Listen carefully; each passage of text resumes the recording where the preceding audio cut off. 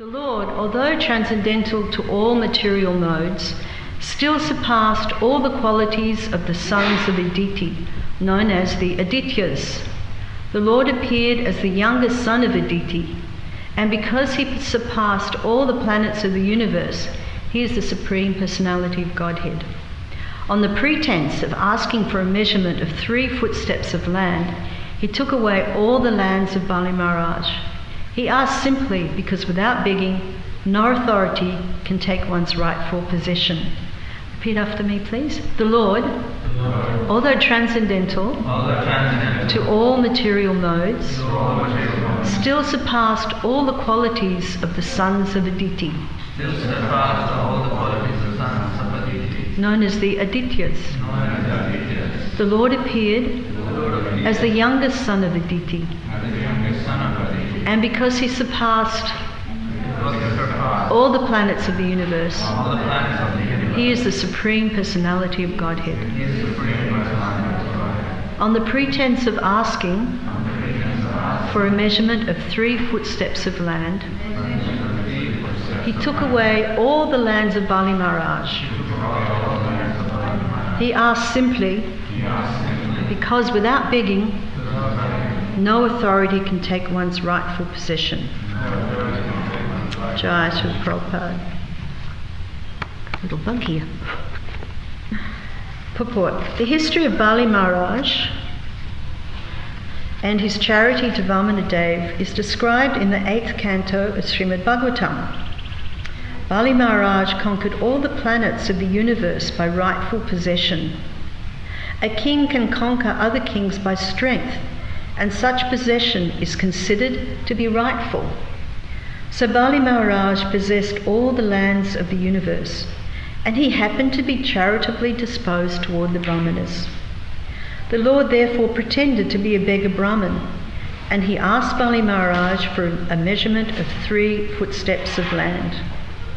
The Lord, as the proprietor of everything, could take from Bali Maharaj all the land he possessed, but he did not do so, because Bali Maharaj possessed all those lands by king's rights. When Bali Maharaj was asked by Lord Vamana for such small charity, Bali Maharaj's spiritual master, namely Shukracharya, objected to this proposal because he knew that Vamana Dev was Vishnu himself, pretending to be a beggar. Bali Maharaj did not agree to abide by the order of his spiritual master when he understood that the beggar was Vishnu himself, and he at once agreed to give him in charity the land requested. By this agreement, Lord Vamana covered all the lands of the universe with his first 2 steps, and then he asked Bali Maharaj where to place the 3rd step.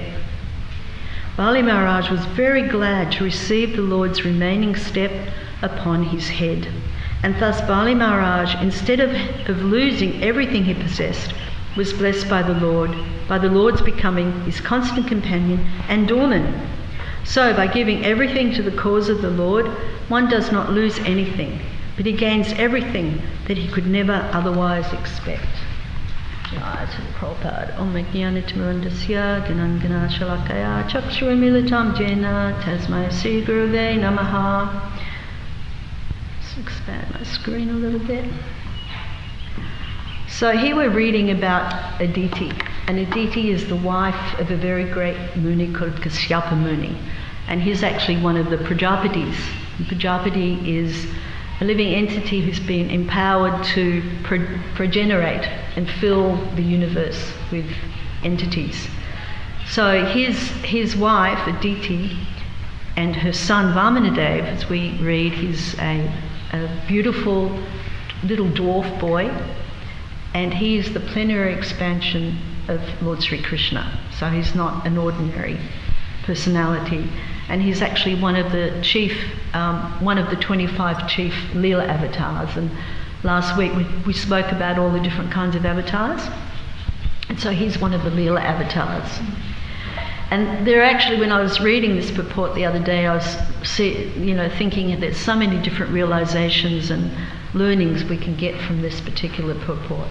So we can learn about the importance of charity, how to dispense it, and to whom you should dispense it, in what consciousness you should dispense it.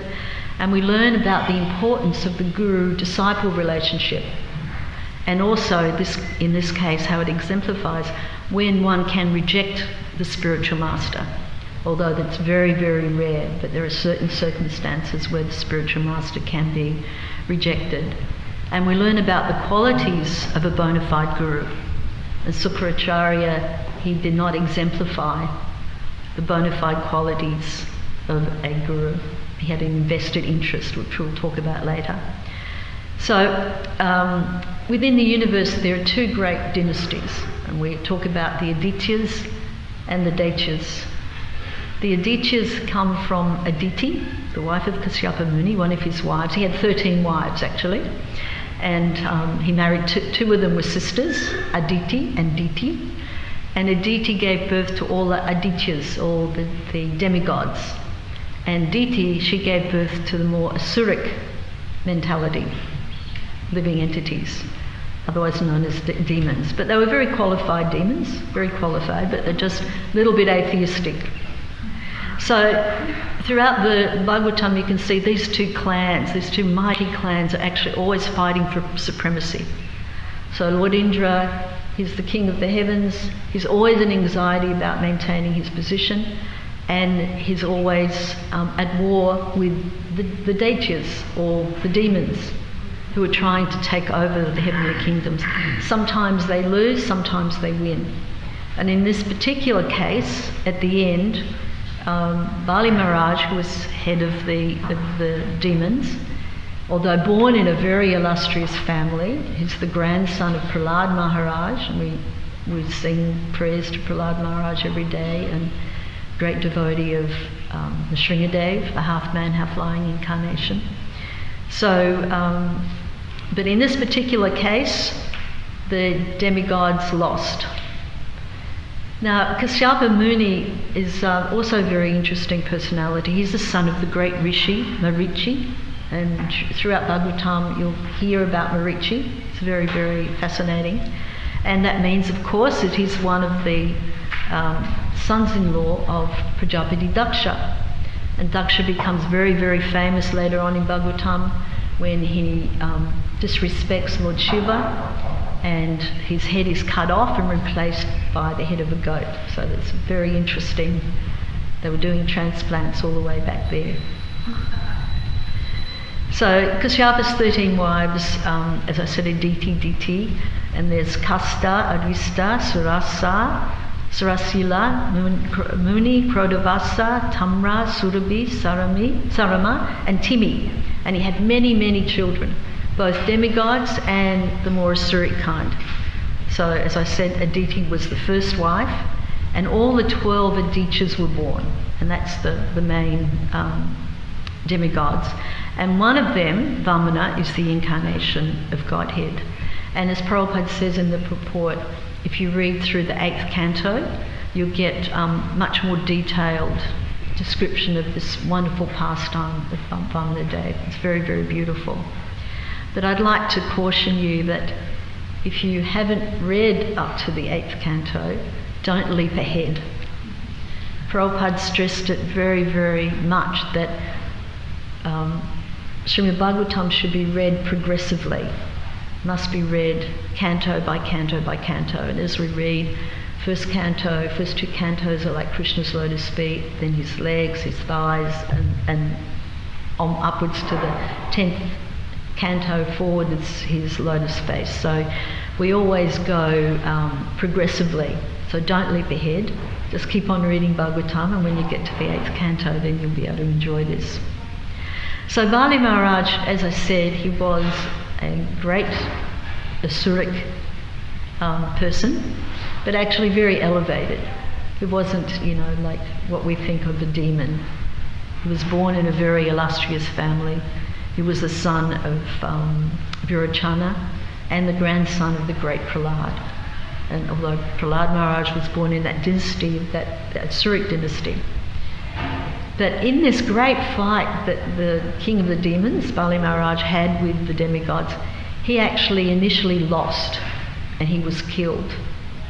And then his spiritual master, Sukracharya, was, although he didn't quite have that devotion to Vishnu, he actually had very great mystic powers. So when Bali Maharaj was killed, he actually revived him by his mystic powers. He could bring him back to life.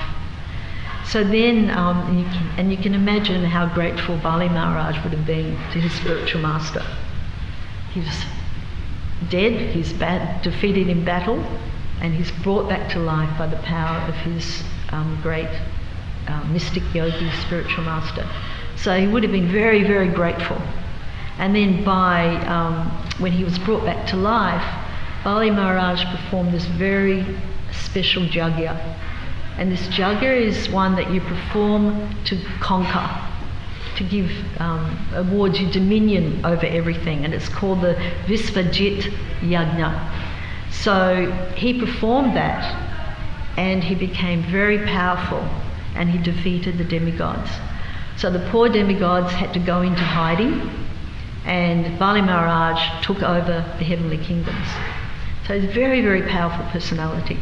And of course, as you study more in Bhagavatam, Bali Maharaj is counted as one of the 12 Mahajans, or very great personalities who are disseminating love of Godhead. So he's not an ordinary person. And one of the reasons why, apart from the fact that Bali Maharaj had performed this very powerful yajna, one of the reasons why the demigods failed was because they had offended their spiritual master. So this relationship between guru and disciple is so critical in one's spiritual life.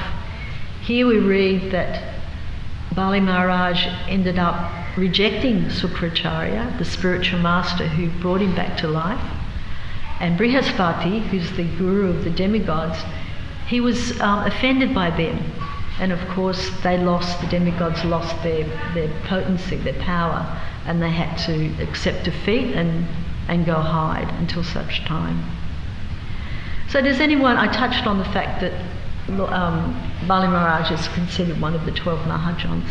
Can anyone list any of the others? Just checking to make sure you're all awake. Which you all are, of course. Sorry? Yes? The 12 Mahajans. We have Bali Maharaj, we have the 4 Kumaras. Yes? Yes, Shiva, yes? Huh? Yeah, we said Lord Brahma. We've got Bhishma? Yes. Yes. Narada Muni, yes, very good. Manu's not actually listed. So we have, of course, Bali Maharaj, we have Brahma, Shiva, Narada Muni, the 4 Kumaras, Prahlad Maharaj. Yes, Bhishma, Jamaraj is one, the god of death, Janaka Maharaj, Shukadev Goswami, and Kapila Muni. So you all passed, very good. It's easy for me, I've got it written here. So when Indra saw Bali's now superior strength, he went to his guru, Brihaspati, for advice. So what are we going to do about this? We've lost. And so this points out that even great personalities like Indra is the king of the heavens. He's in charge of the rain and the storms, and very, very powerful demigod. Even he seeks advice from his spiritual master. Of course, not always advice heard is advice taken. And sometimes, our spiritual master may give us advice and we cherry pick. Oh yes, I like that advice, I'll do that one. Oh no, I don't like that advice, I'm not going to do that one. So one can't cherry pick, which means selective taking of the advice. If your spiritual master gives you advice, then you have to take it. And of course you shouldn't ask the spiritual master for advice about, which girl you should marry or which husband you should marry, or ideally not, or which temple they should go to. You can ask your temple authorities those kind of things. For your spiritual master, you should be focused on the spiritual questions and ways to make advancement in your spiritual life. And I always regretted that I was probably so covered I never asked Srila Prabhupada any questions. There were so many opportunities to ask him questions, but I never did.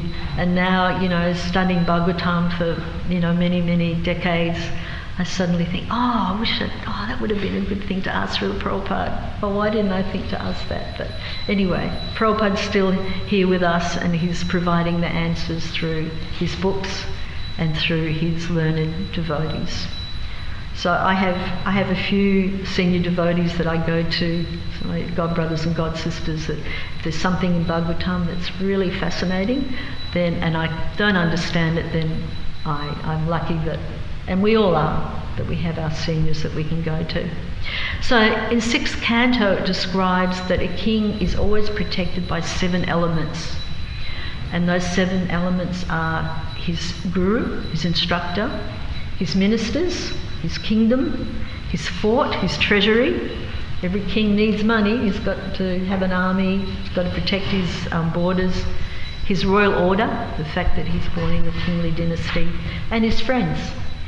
And it's always very interesting that when we're trying to make some, really serious life decision, not necessarily what kind of car you've got to get or which silk sari is the best kind of silk sari. But, when there's kind of serious things about your life, life decisions you have to make, it's always good to seek advice, not from everyone though, because you become very confused.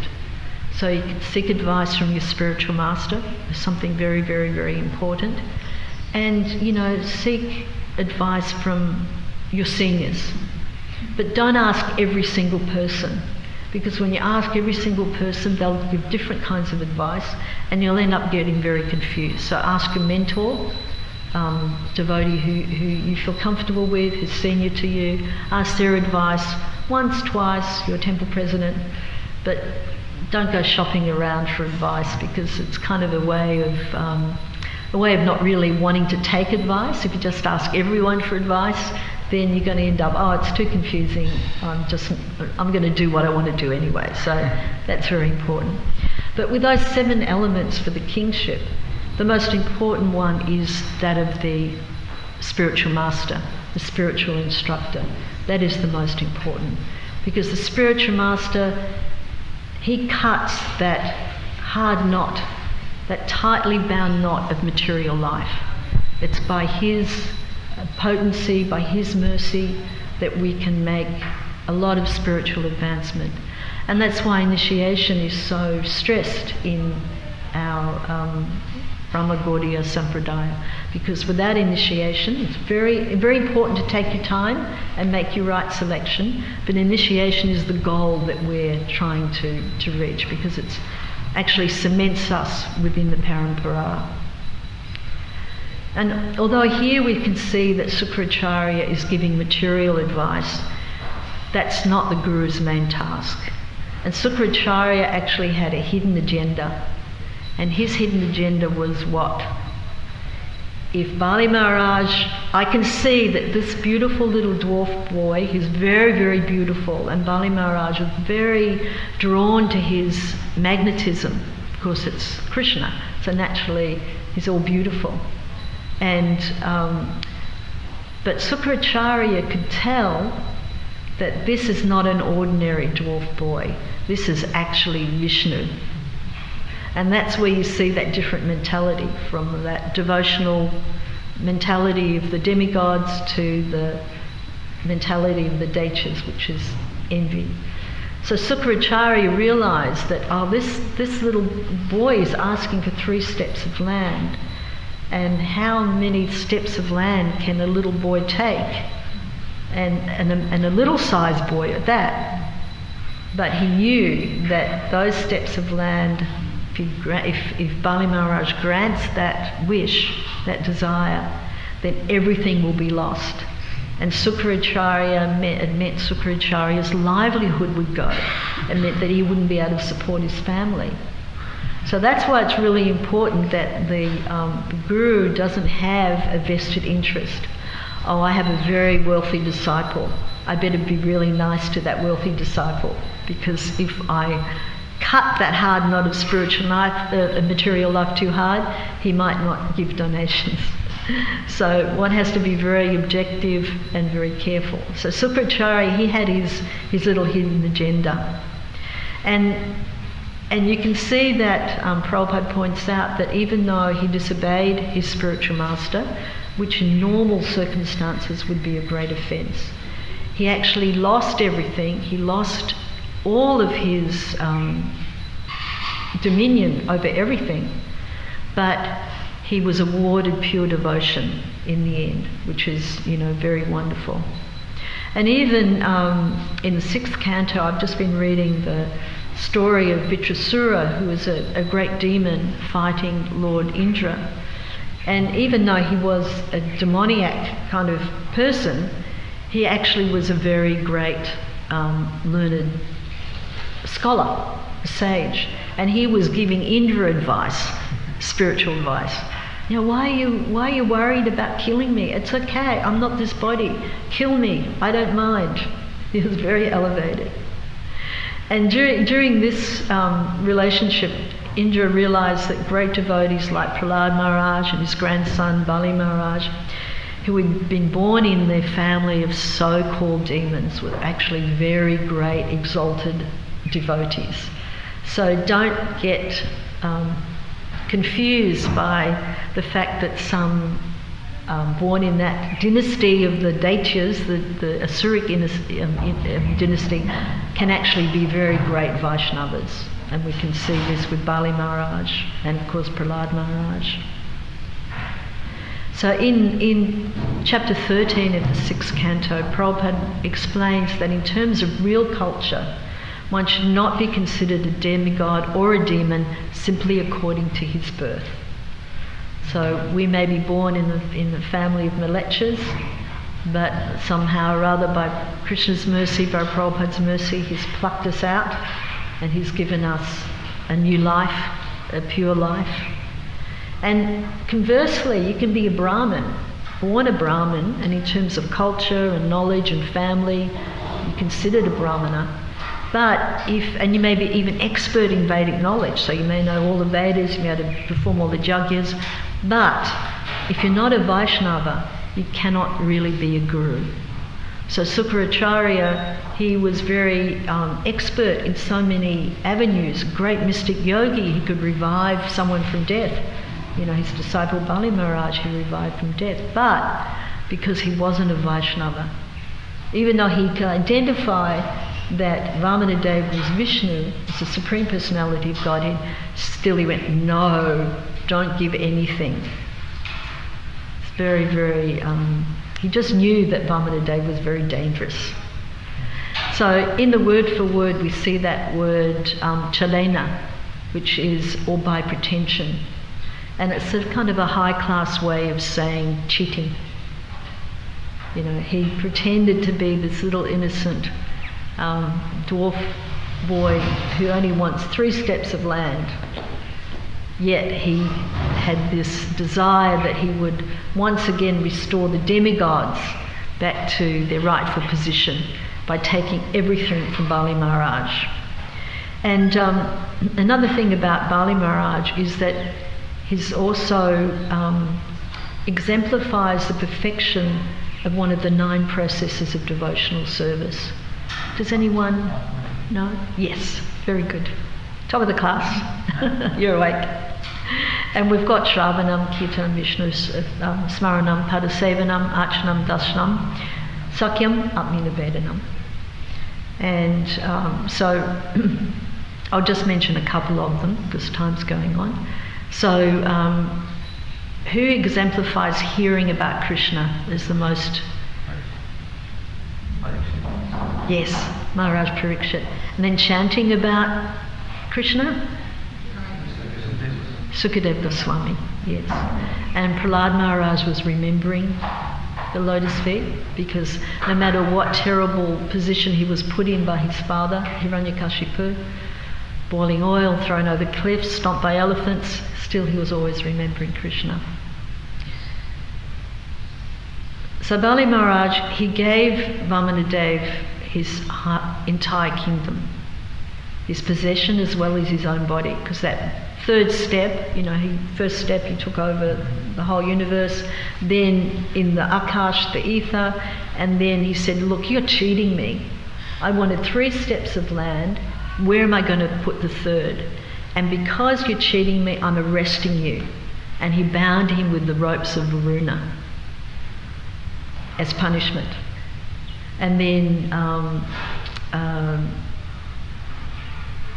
he was caught up in that, ready to take the punishment. And then his wife, Bali Maharaj's wife, and his grandfather, Prahlad Maharaj, came and begged Vamana Dev, please don't punish him, please release him. And that's when he asked, where am I going to put my third step? And he bowed his head and said, please put it on my head. So that's the full surrender. And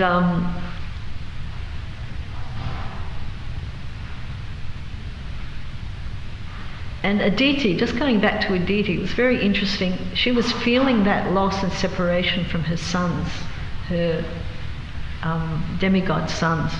And she asked her husband, how can I restore my sons to the heavenly kingdom? And he told her to perform a special worship called Payavrata. Vrata means austerity. So he advised her, what a great husband, he advised her to engage in devotional service to the Supreme Personality of Godhead, because Krishna can bestow all benedictions. So just go straight to cut to the chase there. And he instructed her that it would begin in the bright fortnight of February, March, and for 12 days she had to perform this vrata, and she could only drink milk, and in that time she worshipped the Supreme Personality of Godhead, a deity worship. And then because of that, Vamana Dev agreed that he would take birth in her womb. So that's why Vamana Dev appeared. And he's a very, very beautiful incarnation. And in 8th canto it describes that when he appears, he's got the conch shell, he's got the disc, the club and the lotus flower, and he's blackish hued, he's quite dark skinned, and he's dressed in yellow garments. And he assumed that dwarf form, and he wore a belt. Yesterday I was just meditating on what he must look like. He wore a belt made out of special straw. It's called Marija straw, but I hadn't heard of that. I don't know what that is. And he wore a deer skin, like a true brahmachari. He had a danda, an umbrella, and a water pot. And his eyes were like the petals of a blooming lotus. And he was so beautiful that Bali Maharaj was incredibly magnetized by him, and he wanted to give whatever he wanted. And he had earrings that resembled a shark-shaped earring, which Krishna often wears, the shark-shaped earring. He wore bangles and had the mark of Srivatsa on his chest, a helmet on his head, a sacred thread, and ankle bells. So he looked very, very captivating. And he wore a very beautiful garland of flowers that was so fragrant that hundreds of bumblebees were flying around this garland. It was so beautiful. And he had the Kastuban gem on his neck, and his effulgence vanquished the darkness in the home of Prajapati Kasyapa. So you can imagine having a son like that. And Prabhupada explains in one of the purports to this chapter in 8th canto that you must be very intelligent to understand the appearance and activities of the Supreme Lord in different incarnations. And we've been talking about that a lot, how with our minute intelligence, with our minute experience in this tiny little planet Earth, in our tiny little Australia, in our tiny little Murwillumbah, it's not that easy to understand Krishna's pastime. So we have faith, and we can be assured that one day we will have the understanding. His appearance and his disappearance and his activities are all divyam, they're all transcendental.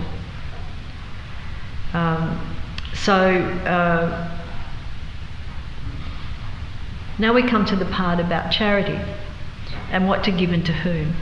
So the quality of a Kshatriya is to give in charity. That's one of their qualifications. A Kshatriya should be always generous, or an administrator. And he shouldn't refuse to give charity when he's asked for charity, particularly when he's requested by a Brahmana. So if you know any Kshatriyas, and if you're a Brahmana, you can ask for some sponsorship. And also the Kshatriya can never refuse to fight. He cannot refuse a challenge. And we've seen that in Yudhisthira Maharaj, the Pandavas. He had to accept the challenge to gamble by Duryodhana. He just had to. So, and then, we talk about that charity and about greed, because Bali Maharaj said, what's with the 3 steps of land? I'll give you a whole kingdom. I'll give you the planet if you want it. What's with the 3 steps? And in the purport in 8th canto, it talks about how one should not be, one should be controlled in your senses and controlled in your not being greedy and being controlled in what you acquire. And we should only acquire what is given to us by the Lord. We shouldn't try and get more and more and more. And sometimes you can see that when you try and get more, you're either never satisfied with it or you lose it. And I had one devotee friend, she said that when she gets Lakshmi, it's like she takes it with her hands like this. It all falls through her fingers. So, the way of happiness is to be fully satisfied, to receive what is absolutely needed. Not to be hankering, always hankering for more and more and more. Because you're not going to be happy about it. If it's not your quota, you're not going to be able to keep it. So it's better to be, hold tight and be to that satisfaction of just when Krishna's giving you something, you're not over-endeavouring. Of course, we have our families we must support, we have responsibilities like that, but we can provide a reasonable, nice house over their head. We don't have to provide a mansion with spa, sauna and, whatever else. We just need enough to be comfortable so we can serve Krishna in a peaceful frame of mind. Because when you're sorely lacking, unless you're very, very advanced devotee, then you become anxious. And when you're anxious, then it's very hard to remember Krishna. So we, as the Sri Ishopanishad states, everything animate or inanimate that is within the universe is controlled and owned by the Lord. One should therefore accept those things only necessary for himself, which are set aside as his quota, and one should not accept other things, knowing well to whom they belong. So Sukracharya, he knew something was up, and it meant that he would lose his livelihood. And then that's when Bali Maharaj rejected him. He said, no, this is not right. This is, I'm duty bound to offer this charity. So I mentioned earlier on that the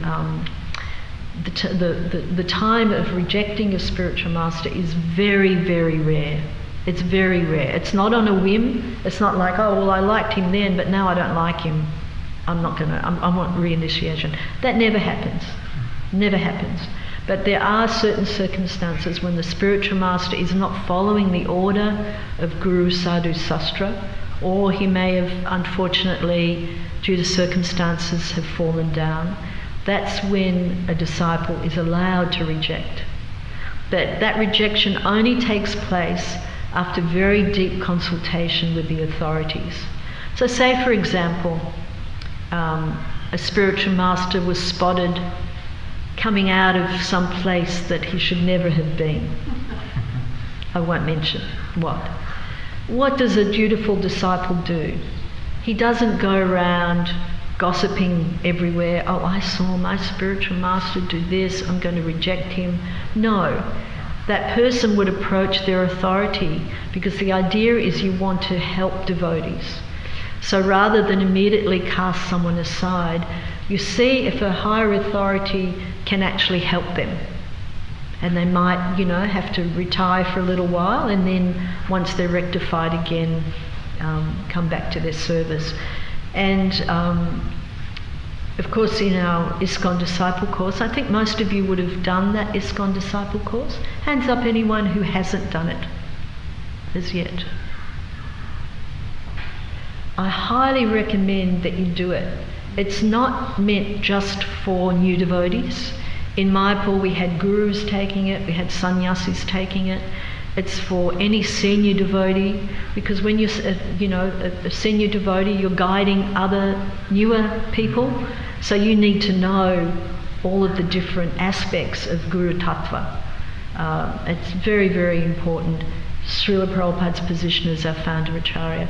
And in Janmashtami 2015 it became ISKCON law that every person who wants to take first initiation and second initiation, if they haven't done that course prior, they must take that course and pass it in order to be able to get initiation. It's one of the criterias. And having done that course myself and then got qualified to be able to facilitate that course, I just love it, and really highly recommend, no matter how long you've been a devotee, when you can take it online as well, or we had occasionally we do it here person to person. Please take it, it's really fascinating. So Sukhacharya did become very angry, and he actually cursed him. And then Vamanadev, he actually gave him his own planet. He was so pleased with him, gave him his own planet. And as Prabhupada says, I think in the last sentence here, that he became his doorkeeper and constant associate. And at one stage when Ravana, the big demon Ravana, who was trying to defeat Ramachandra, the incarnation of Krishna as a perfect king, when he went to Bali Maharaj's planet to create his mischief, and Vishnu, I'm not sure if he's still in the form of Vamanadev, I think so, not sure. He actually gave Ravana such a kick that he threw him across the universe. So Lord Bali Maharaj is very fortunate. Not only does he have his own planet where it's perfectly blissful, everything's perfect, but he has as his constant companion the Supreme Personality of Godhead and his protector. So very, very fortunate. So and because today, so just in conclusion to that, so it's a very beautiful life that Krishna's given us. We just have to surrender. Surrender, as Prabhupada said, can take a second, or it can take many lifetimes. So we're on the path to making advancement and finally surrendering to the Lord. And Prabhupada always says that this is a very beautiful life that he's given us. We have wonderful friends who are elevated souls. Their focus is spiritual life. They're not mundaners. We're very blessed. Delicious prasadam, dancing, chanting, Prabhupada's books, and the association of devotees. So it's a life well lived. It's a tapestry of fulfillment and spiritual joy.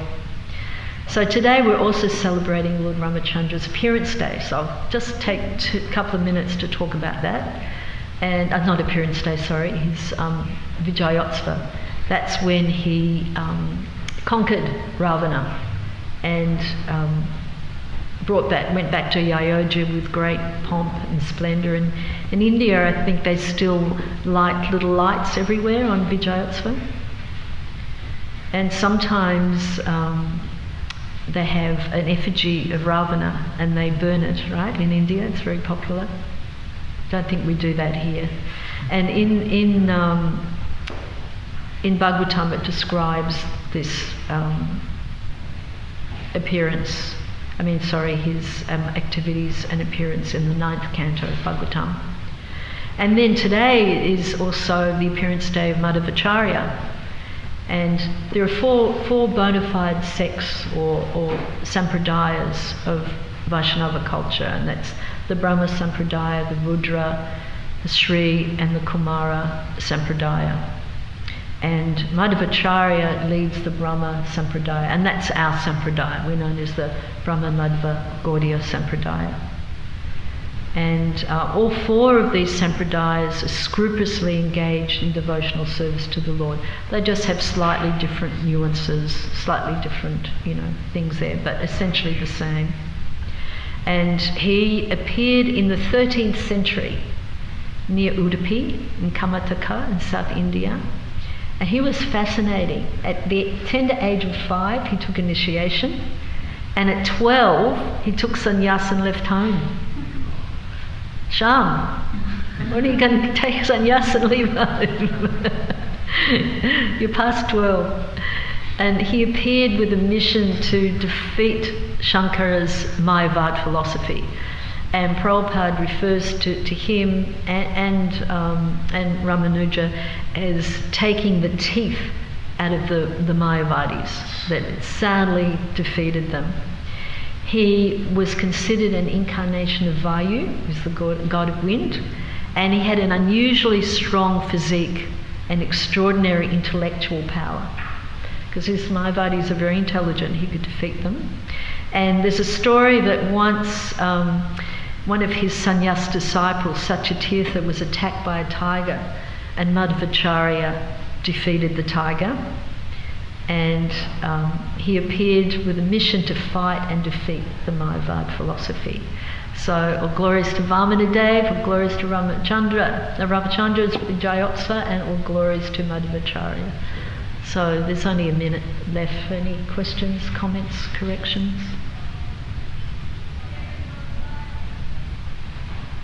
Rupa? I'll try and repeat it. So, one spiritual master falls away from Krishna consciousness, and so then the disciple rejects the spiritual master. Can the spiritual master writes himself properly again in this life? Can he again take that position of spiritual master with disciples in this life? Yes, my understanding he can, but it would take some time. He may not be in a position to take up initiating again, but he may continue to guide his initiated disciples. But we haven't really had, to my knowledge, a situation where that's happened and they've again started to initiate. Does anyone can think of anyone? Not in my purview of knowledge. And it's not the rejection of the spiritual master, as I said before, is not a whimsical thing. It's very, very deep contemplation of the situation, and not without authorities. If the spiritual master is deemed by his authority as not to have fallen, then the disciple can't go, oh no, I think he is. One takes that very, very seriously. And in that ISKCON disciple course, they give the example that when you're on the aeroplane, and one day again we will be travelling, I hope. When you're on an aeroplane, the steward or stewardess will go through all of the guidelines to what to do in the case of a crash. So it's very rare, but it can happen. So that's why, we, in that ISKCON disciple course, it's very, very important to understand that aspect of it and how to deal with it. So it's a rare occasion, but it does happen. So, yeah. There are strict guidelines too that the GBC and the Sannyas Guru Committee impose as well. Sadhana? I just have a question on that last sentence of the verse. He asks simply because without begging, no authority can take one's rightful possessions. Could you explain that? Yes, well, Vamanadev could have taken everything, but because Bali Maharaj had fought and won, he was victorious. It would have been against the Vedic culture to then usurp. So, it's only and because Bali Maharaj was so favourable to giving charity to Brahmanas, that's why that's why Krishna appeared as a Brahmana dwarf boy. And it's a way of tricking Bali Maharaj, of course, but yes, that's why you can't, you just can't take, so someone who's, of course, actually the government can sometimes do that. They say, okay, I'm running a piece of highway along your land, you have to sell it to me. But, and they'll pay you, they don't just take it, but that's not a proper way of doing things, and it's very symptomatic of Kali Yuga. Sri Kari? Thank you for your brilliant class. Oh, thank you.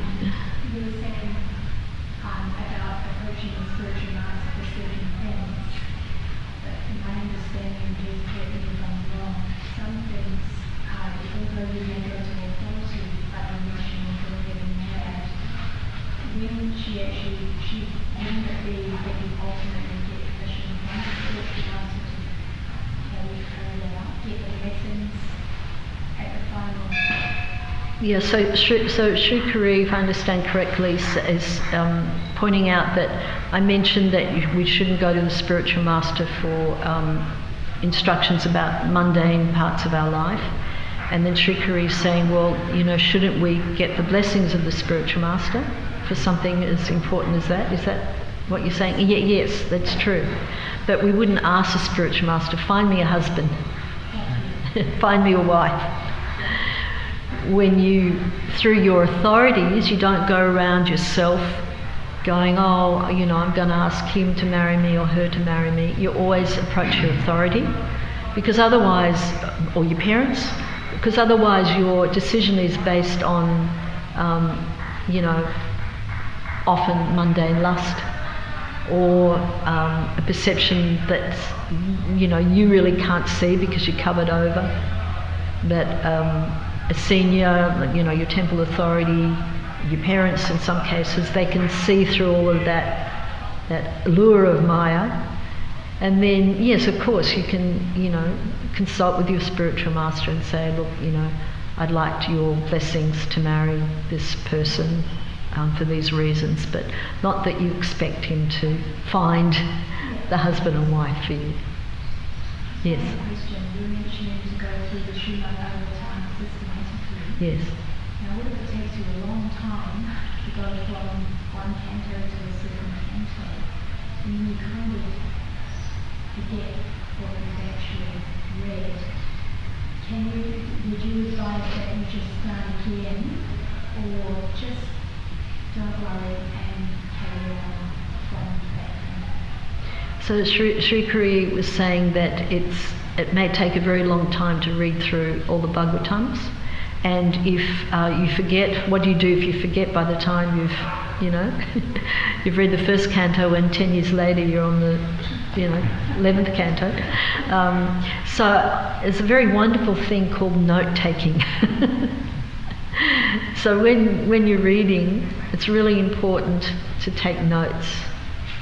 I employ, I don't have it with me here, but I employ the use of a very big index book that's alphabetized. So if I'm reading something, for example, I might read something about Lord Brahma, and I find that very interesting. So I'll put it under B. And I've been doing that for 20 years. I've got 2 books now. It's just, like a prompt, or you want to read about, Bali Maharaj. I may not write everything about Bali Maharaj there, but I'll put the source reference, Bhagavatam, 8th canto, like that. And then I also did another thing for a while, but I got a bit lazy and I stopped. But what I was doing was each verse I'd read, I'd write a few sentence summary of the purport. something that really grabbed me, and I'd write a summary of that. I did that up to all the second canto, and then I realised it would really take a long, long time to reread Bhagavatam, so I stopped doing that. But if you're studious and you've got patience, that's also really good. Because what I would do, the next day I'd go to start my reading, and I'd go, now what did I read yesterday? And then I could quickly look at that that little summary and go, oh yeah, that's right. So, Kali Yuga memories, sometimes some are worse than others. But yeah, note-taking and that kind of thing is very helpful. And also talking about what you've read, that really helps cement what you're reading. And you don't have to, grab someone and talk to them for half an hour about what you've read, but there'll be something that really struck you, and you can say, oh wow, I read about Chitraketu the other day and he did this, and that also helps with memory. Rupa? So we're talking about on the rare occasion where the disciple rejects the spiritual master. So we could extend that to the material law and in society and government. As Robert said, generally we should follow the law of the land. But what about, say, in modern time, right now, what's happening where the government are enacting crazy laws and dividing society on the vax, the non-vax, and we see there's even division in ISKCON. With all these crazy laws, should we still follow what they're saying, or so they're like one example there, the government's pushing everyone to take the vaccine against people's will. So Rupa's asking the question, he said, just as sometimes we may have to reject a spiritual master in very, very highly extenuating circumstances. So what do we do about rejecting laws of the land? Even though Prabhupada tells us we should follow them, what do we do about certain laws that are being enacted in the current environment that we may not agree with? What do we do about that? Well, unfortunately, we don't have much choice, because the choice is being taken away from us. And what do you do then? So I think one has to use intelligence, and one has to do the needful. And it's very important that devotees, in my personal opinion, I think it's very important that devotees don't engage in this anti-vaxxer or pro-vaxxer situation. I don't think anyone should be dictating to someone, a guru or a body. I mean, the GBC does not do this. They've got a strict policy about this. But, to say, well, you have to be double vaxxed, or you shouldn't be vaccinated. That's not their position. The guru should be instructing spiritual matters. And as far as your own personal decision, whether you're going to accept the laws of the land as they're heading at the moment, well, that's really up to the individual. And it's not something that we should be, in a temple, that we should be making a stance. Of course, we follow, when we have the lockdown, we follow those carefully, because there are very strict fines involved, and we also have to be very conscious about, being a super spreader or anything like that. We have to be sensible. We have vulnerable, aged people in our community that, if they got ill, could possibly meet in an earlier demise than otherwise. But I think it's very difficult to do a mandate about you should do this or you shouldn't do that. It's up to the individual, and the individual can take self-responsibility. So if the individual decides that, no, I am not going to do this, then be it on your head. You have to take responsibility of what might happen. Not that as a religious, spiritual institution, we can dictate what an individual in our community should do or shouldn't do. I think it's up to the individual. Of course, we are, being very restricted once, you can't go here without having, these vaccinations. But I believe come 1st of December, it's going to be opened up. But there's no right or wrong. It's an individual responsibility, and you have to take the risk. Anything else? I just had that. You were saying that the government is taking our rights away. But is it that no, they're enacting unjust laws? We can't just sit there and let them take our rights away. There's many people in Australia, outside of ISKCON also, lawyers, enacting court cases against these unjust laws enacted by the government. So, yeah, as I said, it's up to the individual. If you want to go into a class action against the government, go in as a member of the class action, but our society as a whole does not engage in that kind of, mundane but important, but engage in that kind of thing. That's my understanding of where we stand. Yes, so there's nothing wrong with that. You're going legally through the process. It's not that you're doing anything illegal. You're going through the due process of the law. So there's nothing wrong with that. And as an individual, you have a right to do that. So we have to end now. We're way over time. So thank you very much for your patient listening, giving me the opportunity to serve you in some way. Jai Srila Prabhupada. Hare Krishna.